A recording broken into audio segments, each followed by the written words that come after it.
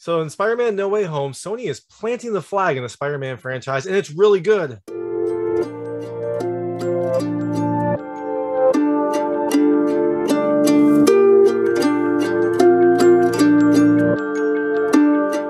everyone, this is David Stark from Watcher Pass, and I'm here to talk to you about Spider-Man No Way Home, which is coming to theaters on December 17, 2021, this Friday. It's an all-new Spider-Man movie which stars, in my opinion, the best Spider-Man, Tom Holland, in an all-new adventure that has implications for the entire MCU. So my hot take is, it was so good. It was really, really good. I loved it. It was over 2 hours long, and I enjoyed every second of it. There is plenty of humor, some really good moments of drama, and some fantastic effects that make this, I think, the best Spider-Man movie we've seen. It is really, really good. Now, I'm going to talk to you about the film, some things I liked, some things I didn't like, and talk about the ending. So there will be spoilers if you don't want to know anything about the film. And I'm going to recommend that you don't, because there are some really great cameos and some really great references that were just a fun surprise. So I'm going to recommend that you don't watch this, but if you just need to know, if you want to know what happens, then we can keep going. But I'm just going to let you know, be warned, there will be spoilers. So, again, there will be spoilers. In Spider-Man No Way Home, if you'll remember at the end of Spider-Man No Way Home, Mysterio, through J. Jonah Jameson, released Spider-Man's true identity as Peter Parker, and he kind of broadcast it everywhere, so now everyone knows who Spider-Man is. And unfortunately, this wreaks havoc for both Peter Parker and his friends. So Peter Parker is trying to kind of move on with his life, and his friends are as well, but the fact that everyone knows that he is Spider-Man really kind of upends all their lives. He's hounded. Some people blame him for killing Mysterio because of the way that video was cut. It affects his school, it affects his friendships, it affects his friends as well. Eventually, kind of the final straw is they were all trying to go to college together. This is their senior year. They were all going to try to go to college next year, and they all get letters from MIT, which was their dream school, saying, due to recent events, we can't offer you a spot. Basically saying, essentially, because of Spider-Man's notoriety and your association with Spider-Man for both MJ and Ned, they can offer them a spot in their class. So essentially, Peter Parker is watching not only his life kind of fall apart, but his friends as well. So it really starts affecting him. And eventually, he goes to Doctor Strange and kind of tries to ask if there's anything that he can do. And Doctor Strange, strangely, decides to cast a spell that would make everyone forget that Peter Parker was Spider-Man. It's a very quick resolution. Like, he kind of comes to this conclusion very quickly, but I guess I'll give it the benefit of the doubt because it does make the movie the movie. So Doctor Strange kind of starts casting. He takes him to this like basement spell room and starts casting the spell. But unfortunately, Peter Parker keeps coming up with changes to it. So first he's like, oh, well, I want MJ to know. And then, oh, I want Ned to know. And then, oh, I want Aunt May to know. And he keeps changing it. And Doctor Strange, as he's trying to change the spell on the fly as he's casting it, makes a mistake, which is strange because Doctor Strange doesn't make mistakes. But anyway, he makes a mistake and the spell goes haywire. And Doctor Strange then contains it in this thing that looks kind of like an engram from Destiny.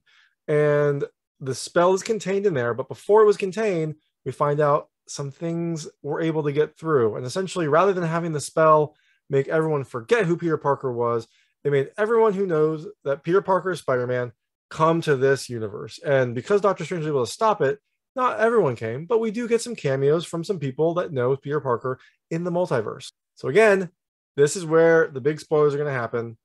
Let's go. So the first person we get to meet is Doc Ock, because Doc Ock, which is the original Doc Ock from Spider-Man 2, comes and attacks Spider-Man on the bridge. And then when he attacks him, he eventually unmasks him and he says, "You're not Spider-Man," because he's expecting the Tobey Maguire Spider-Man. And during that fight, we also meet the Willem Dafoe Green Goblin, but we don't get to do anything there because then Spider-Man is transported back. But we also meet some other characters from Spider-Man's past, including Lizard, Electro, and the Sandman. They all eventually show up in this universe, and they're all from their original movies. The Green Goblin from Spider-Man 1. We get the Willem Dafoe Green Goblin. We get Doc Ock from Spider-Man 2, and the Lizard from Spider-Man 2. And we also get Electro and Sandman from Spider-Man 3. Now, I guess probably fortunately, we don't get the Topher Grace Venom from Spider-Man 3. But you know what? We can't get everyone, and I'm okay with that. So Spider-Man has to fight, like 5 villains, which seems impossible, but thankfully he's got some help because we also get, in addition to the villains from the old Spider-Man movies, we also get the Spider-Man from the old Spider-Man movies. So eventually it comes out that both Tobey Maguire and Andrew Garfield Spider-Man were also brought to this world, and they meet up, and now we have generations of Spider-Man essentially fighting generations of villains, and it is pretty awesome. It's a really great kind of way for Sony to cement itself as like the Spider-Man franchise and really bring those back into the fold. So, things I liked about this movie. The first are the references. There are so many great references in this film, both to comic books, to pop culture, and to the old Spider-Man movies. I think the old Spider-Man movie references were my favorite. Like Tobey Maguire's back came up, Andrew Garfield kind of not doing much. I think he only had 2 Spider-Man movies before he was kind of canceled. So his like lack of Spider-Man experience was brought up. There's some memes as well. There's a Spider-Man pointing meme in there. And there's also some classic lines. We get the great power line, and we also get Norman Osborn with a "I'm kind of a scientist myself" line. And there's so many of these. They kind of keep coming. You probably can't catch them all in one viewing, so you probably have to watch it a couple times to really get all the references. But there are a lot, and they're really, really funny. The second thing I loved is Tom Holland in this movie, because I like Tom Holland. I think he's my favorite Spider-Man. I think he's the best Spider-Man. And in the past few movies, he's got a chance to stretch his dramatic chops, but he does a lot of comedy. And in this movie, he does comedy, but he really gets a chance to showcase his dramatic acting with some things that happen that cause him to be very upset. And there are some really powerful scenes that show Tom Holland both being upset and being angry at the things that are occurring in this movie. The third thing I like, and I kind of referenced this already, is the humor. This movie is just funny. I mean, it is really funny. There's laugh out loud moments. There's so many like really good lines. Like the writing is really, really good. There's some sharp jokes. There's some fun references. They even get kind of like the different types of Spider-Man right. Like Tobey Maguire is kind of, at this point, he's the elder statesman because he's also the oldest Spider-Man in this universe. And so he kind of has this goody two-shoes kind of boring mentality. He doesn't dance, unfortunately, but maybe that's also a good thing. I guess they just took some things from Spider-Man 3, but not all of them. And they also got Andrew Garfield, kind of some of his little quirks that were in his Amazing Spider-Man movies. And altogether, it just is a really entertaining film. And there's so many things going back and forth that you can't help but smile. The fourth thing I really love is the action. There is some really good action, especially kind of the climactic final fight. And Spider-Man kind of, when he really gets going, he has a very interesting fighting style because he is both super strong, but then he uses webs to fight, and they've choreographed all of that perfectly, especially when you now have multiple Spider-Men fighting multiple villains. So you get all 3 different Spider-Men from different eras, all fighting in some over-the-top and spectacular battles. And the last thing I really loved are the effects. And both the battles are really good, but then there's this Doctor Strange sequence where he's kind of almost pulling Spider-Man through an Inception-like world, and it is very impressive. I mean, this film is a special effects masterpiece, and it does it so well. Obviously, it's CG, but it does it in the Marvel way, where it's so well done that you just kind of let yourself go and enjoy the show. So things I didn't like, I'll call it the strange start. Kind of the whole kickoff here is Doctor Strange casts this spell to make everyone forget Peter Parker was Spider-Man, and he gets to that conclusion very quickly. And he kind of tries to play it off by saying like, "Oh, we cast this spell for smaller purposes or less purposes than this." But overall, it seems like he gets to this conclusion pretty quickly, and it seems like there would be pretty big implications for him casting this spell. And he almost doesn't really consider these before he starts doing it. So it felt a little weird. I feel like we might get some explanation later about if there was something going on with this Doctor Strange, if there was some ulterior motive. It felt like he came to this conclusion really quickly and just started casting this, potentially world-affecting spell, and actually world-affecting spell at the kind of a drop of a hat. So I thought that was a little strange. And the last thing I didn't love, but I did also love it, is the ending. And I did love the ending, but I don't love the implications of it. So now let's get into the ending. Again, there are massive spoilers here. Do not watch this if you don't want to know what happens. So after Peter and Doctor Strange kind of figure out what's happening, Doctor Strange crafts a spell to reverse the spell, to send everyone back to their homeworlds. But what we find out is a lot of these characters were pulled into this universe right before they died. So like the Willem Dafoe, Norman Osborn is here along with Doc Ock. And, you remember the Green Goblin died before Spider-Man 1. So Spider-Man 2, Doc Ock should not be in the same world as the Green Goblin. But they all got pulled in right before they died. So Spider-Man is worried that if they send them all back, he's just sending them all back to die. They're all going to go back to like the moments before they died. and then they'll all be dead. Now they're all supervillains, so maybe you would be okay with that, but Spider-Man's not. Spider-Man wants to help them. So eventually he kind of stops Strange from casting a spell and traps Strange far away so that he can kind of work on trying to cure these people and fix these villains before he sends them back. But as Peter is trying to work to free these villains, the first one he does is Doc Ock. He fixes his AI chip in his tentacles that allow the tentacles to kind of control him. So once he fixes this chip, Doc Ock goes back to normal. But before he's able to fix anyone else, the rest of the villains betray him. And in this big elaborate fight, mostly involving the Green Goblin, but there's a few others, spoilers, Aunt May is killed. And that makes Peter Parker very upset, and he kind of disappears after that. But thankfully, Ned, who, when Peter Parker sent Doctor Strange away, he took Doctor Strange's magic ring brass knuckle thing, and he gave that to Ned to hold on. And Ned slips that on and finds out that he has a little magic in him, and he's able to make some simple portals. And so when they're trying to search for where Tom Holland went away to after Aunt May died, they find a Peter Parker, but it's not their Peter Parker. The first one is the Andrew Garfield Peter Parker. They try again, and they find the Tobey Maguire Peter Parker. So now we've got generations of Spider-Man all together looking for Peter Parker. But they don't try it again for Tom Holland, which I thought was a little strange. They end up kind of going to where they know Tom Holland is brooding. So both the Tobey Maguire Peter Parker and the Andrew Garfield Peter Parker, I'm just going to refer to them by their actor names, help Tom Holland they empathize with him because they've all been through this terrible grief. So they empathize with him. They try to help him move on. And then they all start to get together a plan to figure out how to save the rest of the villains. They get together. They use all their science knowledge because, remember, these are all villains from their world. So they kind of know what happened to them and how to reverse it. So they all get together. They try to figure out what to do next and try to figure out how to help these villains before they send them back.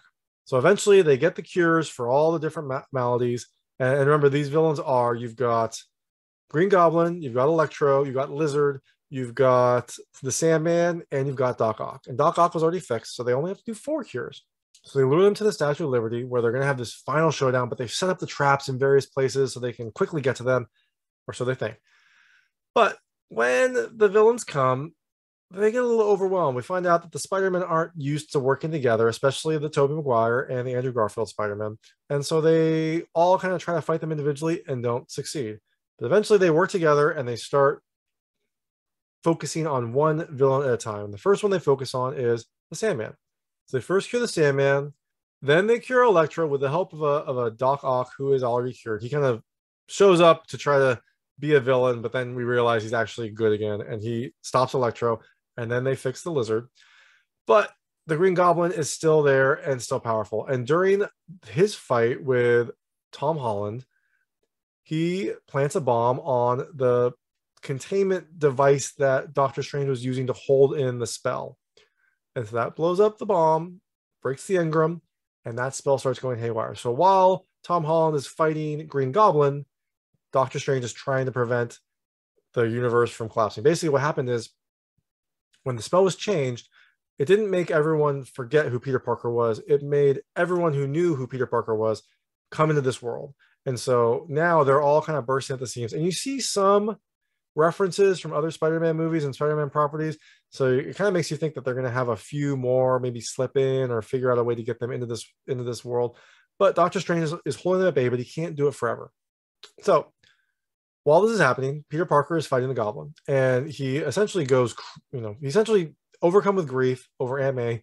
He starts just pummeling on the Goblin, just trying to take him out. Like, he wants to kill the Goblin because he killed Aunt May. He gets him on the ground. He picks up his bladed hoverboard and is about to slam it on him when Tobey Maguire stops him. He holds it up in a scene kind of reminiscent of how he stopped MJ from dying in Spider-Man 2. He kind of gets in the way, holds it up, and prevents Tom Holland from killing the Goblin. And so Tom Holland starts to, kind of lets go, sets it down. But while he's doing this, the Goblin stabs Tobey Maguire. And so Tobey Maguire goes down. But while this is happening, Andrew Garfield gets the antidote to Tom Holland, who then stabs the Goblin with the antidote, causing the Goblin character to recede and Norman Osborn to come out. So Tobey Maguire's stabbed. He's okay. Andrew Garfield's fine.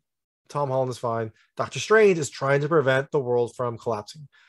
So Tom Holland goes up to him and is basically like, look, everyone's coming in because they know who I am. So if I make everyone forget about me, if you cast a spell how you were going to, that should stop it.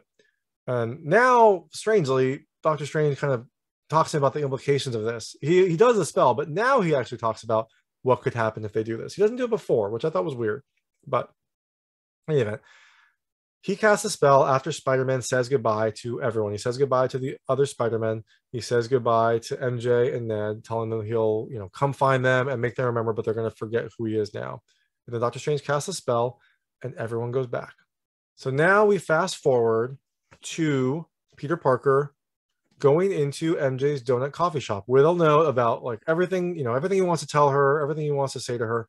And he goes in and starts to introduce himself. But while he's doing this, Ned pops into the shop and him and MJ have a quick conversation about essentially they both got into MIT. Peter sees this and I think Ned asks something like, are you excited? Or I think Peter asks if she's excited and she's like, yeah, I am, which is strange for this MJ because she is generally, even keel. She doesn't really get excited, but he sees that she's actually pretty excited to go to college and she seems to be pretty happy and Ned is happy as well. And he also notices that MJ has a cut on her face from the fight that they had that she doesn't remember, but there's a band-aid from that fight on her face.